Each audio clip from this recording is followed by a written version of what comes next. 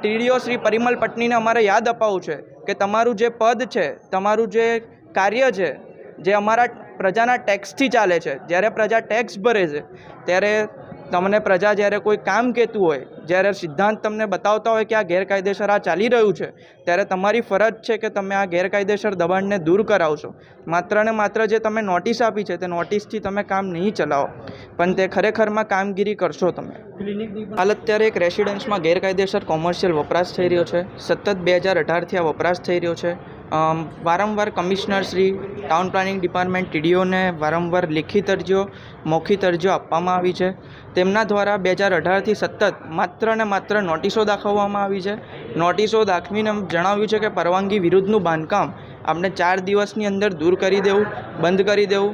તેમ છતાં તેના પછી કોઈક અન્ય રાજકીય દબાણનો એવો વર્ગ છે જેના કારણે ટાઉન પ્લાનિંગ ડિપાર્ટમેન્ટમાંથી કોઈ કાર્યવાહી થતી નથી.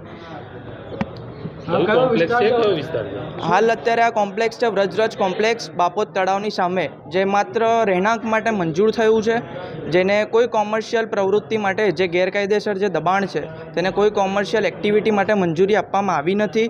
તેમ છતાં 2025માં 25/6/2025 ટીડીઓએ નોટિસ દાખવવામાં આવી હતી કે દિન 4માં આપણે પરવાનગી વિરુદ્ધનું બાંધકામ દૂર કરો.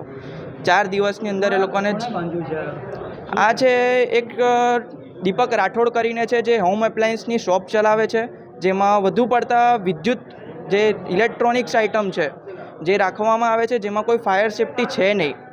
તે જ જગ્યા ઉપર ઘણા વર્ષો પહેલાં ડ્રો સિસ્ટમ પણ ચલાવવામાં આવતી હતી. ડ્રો સિસ્ટમ મીન્સ એક વન ટાઈપ ઓફ જુગાર ચલાવવામાં આવતો હતો એમના દ્વારા, પણ જે હાલ અત્યારે તો બંધ છે, જ્યાં રેસિડન્સમાં માત્ર ને માત્ર હોમ એપ્લાયન્સની શોપ ચાલી રહી છે.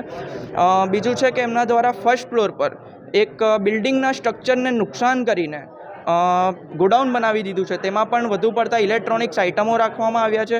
તેની જાણ ટીડીઓને કરતાં ટીડીઓ શ્રી પરિમલ પટનીને અમારે યાદ અપાવવું છે કે તમારું જે પદ છે, તમારું જે કાર્ય છે, જે અમારા પ્રજાના ટેક્સથી ચાલે છે, જ્યારે પ્રજા ટેક્સ ભરે છે ત્યારે તમને પ્રજા જ્યારે કોઈ કામ કહેતું હોય, જ્યારે સિદ્ધાંત તમને બતાવતા હોય કે આ ગેરકાયદેસર આ ચાલી રહ્યું છે, ત્યારે તમારી ફરજ છે કે તમે આ ગેરકાયદેસર દબાણને દૂર કરાવશો.